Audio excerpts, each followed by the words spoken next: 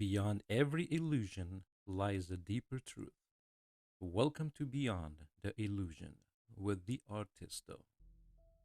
Welcome to Season 2, Episode 1, the Magic Shop Experience. Before social media, before online tutors, before magic secrets were everywhere, there were actually magic shops.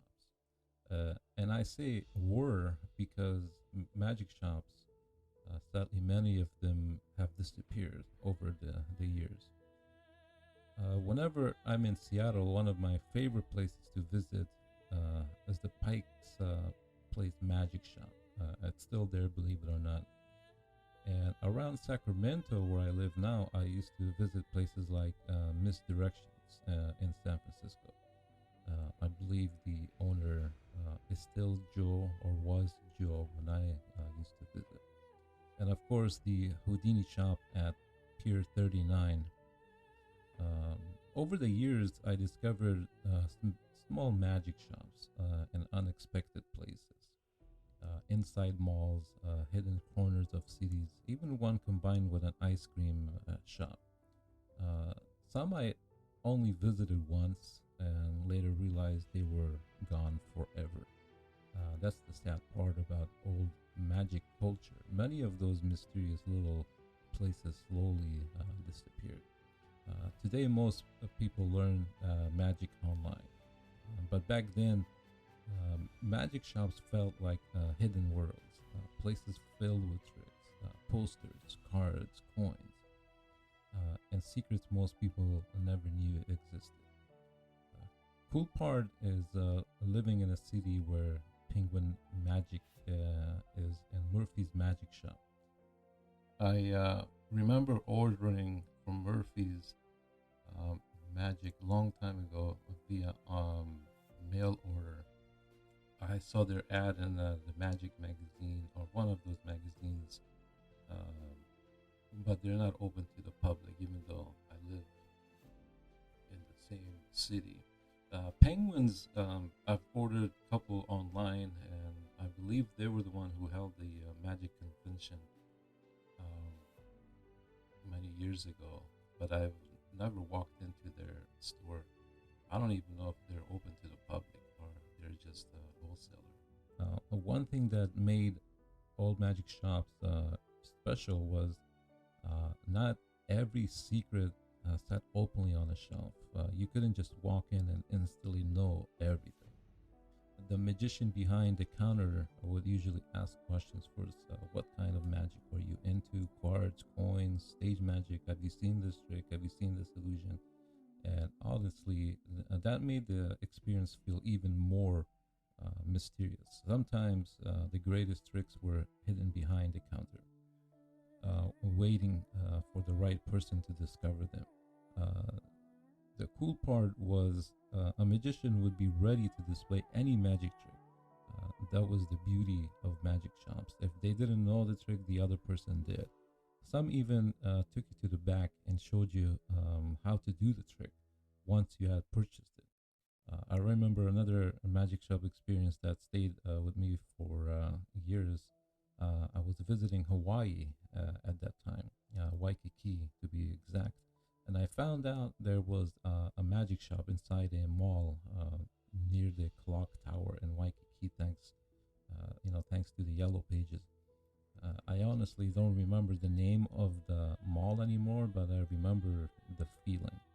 The hotel I was staying at was a couple miles away, so I ended up walking all the way there. There was no Lyft or Uber, and I wasn't familiar with the buses, so I decided to just go ahead and take a walk. And when I finally arrived, I noticed something that immediately fascinated me, a magic chaos. Those little carts. That moment actually planted the idea in my mind that one day maybe I could even open a magic kiosk myself. And honestly, years later, I eventually did magic tricks, TRIX. It was pretty fun. That day, I remember picking up a VHS tape teaching I believe it was called the Balducci Levitation Levitation, if I'm pronouncing that right. If you don't know what that is, let's just say after I bought that tape, I noticed it a year later. David Blaine doing his first TV special where he levitated, and he was using that Balducci levitation.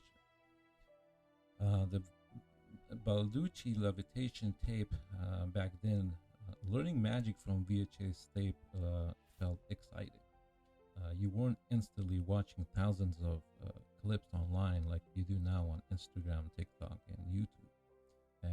As soon as you click on a video, the algorithm go ahead and gives you nothing but magic shows and magic tricks, and next thing you know, you're seeing people trying to reveal secrets of the magic. But we'll talk about that in another episode. So, talking about VHS tapes, every tape felt valuable. But what really stayed with me was one close-up illusion the owner demonstrated, the disappearing silk. He held a small red silk handkerchief in his hand, then slowly pushed it into his closed fist. And honestly, I thought I was seeing things because a second later, he opened both hands completely empty. The silk had vanished. He was wearing short sleeves, so I couldn't turn around and say, "Oh, it's up your sleeves." Then, just as the impossibly disappeared, he bought it back. He brought that thing back from his fist again. What made that moment special wasn't only the trick itself, it was his excitement while showing it.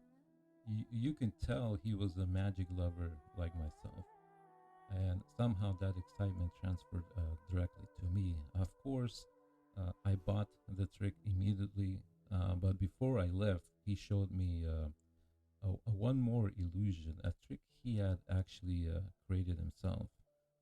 He placed a rose across the palm of his hand, and slowly the rose began standing up by itself. I still remember staring at it, trying to understand what I was seeing. And the amazing part was he was kind enough to actually teach me how it worked. That's something special about old magic shops. Sometimes you didn't only leave with a trick, you left with the inspiration, and that's something the internet can never fully replace. We'll talk about this in another episode, but you as a magician, illusionist, if you see someone that's very interested, eager to learn about magic, don't shy away.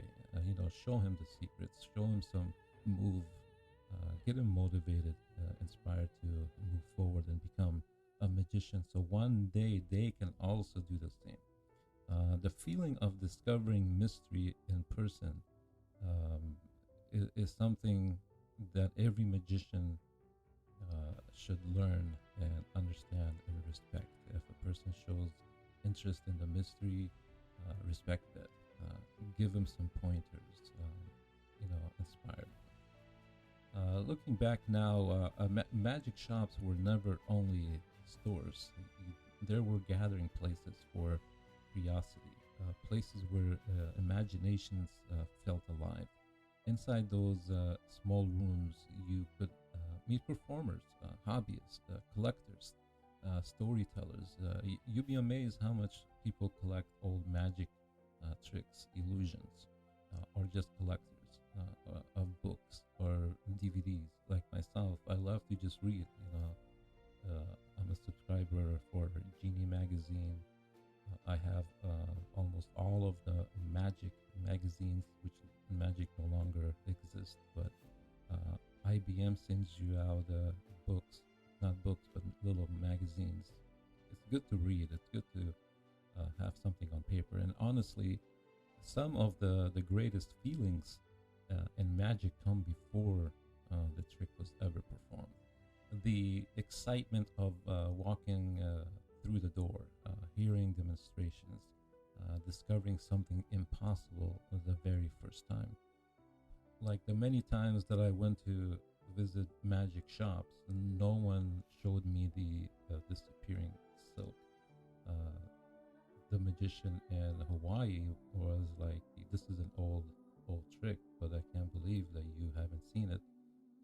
showed it to me, and I was amazed. Another thing that made magic shops special was that they weren't only stores; they become gathering places for magicians, places where creators, performers, hobbyists, and collectors could actually meet in person. Some shops even hosted live teaching events with well known magicians. Uh, Misdirection with Joe was good at organizing events like that. I have been to many of them, even though it was pretty far from where I live, being in Sacramento and I was being in San Francisco, if you know what I mean with the traffic. Sometimes I still made the trips to attend one of their live lectures. One that I remember very well is David, I believe it's called Regal. And honestly, that experience was a lot of fun. Hearing a creator explain ideas directly, watching live demonstrations, learning the thinking behind the illusion. That's something very different from simply watching a video online. You can ask questions, share thoughts with the creator. He shared his stories, knowledge, and tricks he had personally created. And moments like that made the magic world feel personal. Another incredible experience for magicians are magic conventions. If you ever want to see creativity, excitement, free lectures, and mystery all gathered into one place, visit a magic convention. It's very fun. I remember attending one and somehow ended up spending hundreds of dollars on tricks, books, and effects, and sat and listened to lectures. But honestly, when you're surrounded by wonder, it becomes very difficult not to. Maybe that's why old magic shops remain unforgettable to so many magicians, because inside those places, wonder felt real. This is Beyond the Illusion with the R-TisT-O. And remember, long after the illusion fades, what remains is the legacy we leave behind. Create your legacy.